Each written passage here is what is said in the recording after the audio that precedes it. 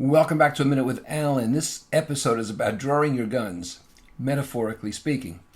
I have drawn my guns on stage twice until just this last week, and that was the third time. And that means I had to confront someone who was just being obstreperous, just being a pain in the ass, and trying to disrupt things. I was doing a session for a wonderful group in Los Angeles. A woman came in late. She sat in the back, flipped her hair, pointed to her ear, and said, "I can't hear you," like that. I said, "Do you want to sit up front? There are empty seats." She says, "I don't want to sit up front. Speak louder." So I did, even though I was carrying the room as it was. And later on, she said, "Well, I'm going to show my vulnerability," she said, because I had been talking about it as a way to learn. And she says, "I put my smarty pants on." She went, "All this kind of crap."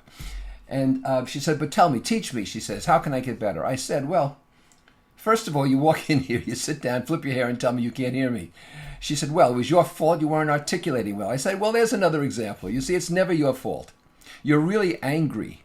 And you're not angry at us or at me. You're angry at yourself, because anger like that is self-directed anger. You're feeling really badly about yourself, and that's what makes you angry all the time." And she said to me, "What do you think I'd do about that?" I said, "Well, if you think it's deeply rooted, get therapy. If you think it can be coached out of it, get a good coach." I said, "You can join one of my coaching programs." And then she started to say so. I said, "We're done." And I went back and finished what I was doing.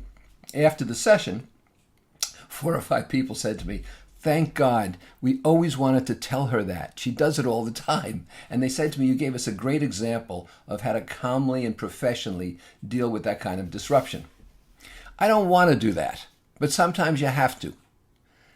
And even though I haven't done it very frequently in 30 years, once every 10 years is my average, I'm ready to do it if I have to. So get off my back.